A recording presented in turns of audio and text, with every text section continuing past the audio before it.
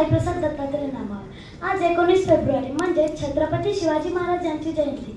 सर्वप्रथम सर्वांना शिवजयंतीच्या खूप खूप शुभेच्छा।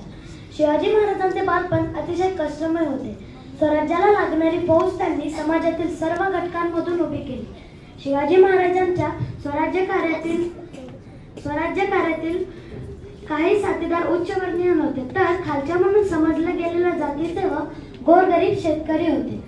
गुन्हेगार म्हणून समजल्या गेलेल्या लोकांच्या पराक्रमाला शिवाजी महाराजांनी वाव दिला, म्हणजे सामान्यांना शिवाजी महाराजांनी मोठे केले आणि मग सर्वांनी खूप मोठे काम केले।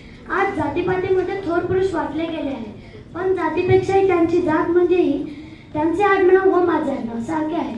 म्हणजे मी थोर आहे का, हा प्रश्न आपण स्वतःला विचारावा। ज्याच्याकडे कोणी कोणत्या जातीत कुळात जन्माला यावे हे आपल्या हातात नसते, पण जन्मल्यावर आपण काय केले हे महत्त्वाचे आहे। म्हणून मित्रांनो, थोर पुरुषांना जाती धर्मामध्ये बांधण्यापेक्षा त्यांनी दिलेली शिकवण अंगीकारणे हीच त्यांना खरी श्रद्धांजली ठरते। काही लोक शिवाजी महाराजांना देव मानतात। शिवाजी महाराज माणूसच होते, चांगले माणूस होते, थोर माणूस होते व दूरदृष्टीचे माणूस होते, नीतिमान आणि व्यवहारी माणूस होते, शूर लढवय्या आणि कुशल संघटक होते, पण माणूसच होते, देव नव्हते, अवतार नव्हते। तुम्ही शिवाजी महाराजांचा देव केला म्हणजे काय, तर देवासारखी वागण्याची जबाबदारी आपल्यावर राहत नाही आणि त्यांच्यासारखं वागायला सांगितल्यावर उत्तर येतं।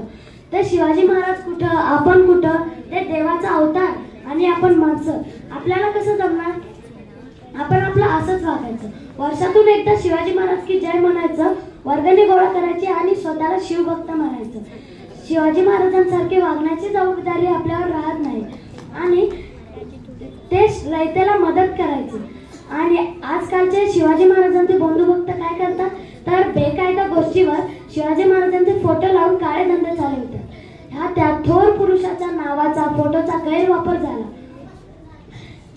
शिवाजी नीट समजून घेऊन ते थांबले पाहिजे।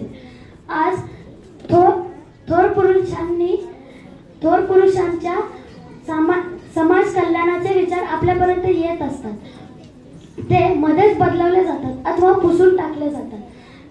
त्याची खरी शिकवण आपल्यापर्यंत येऊ नये याची काळजी घेतली जाते व खोटा इतिहास लिहून तोच आपल्याला शिकवला जातो। म्हणून माझे आपल्या सगळ्यांना एकच सांगणे आहे, वाचाल तर वाचाल आणि तरच शक्य आहे परिवर्तन शिक्षणातूनच समृद्धीकडे। धन्यवाद।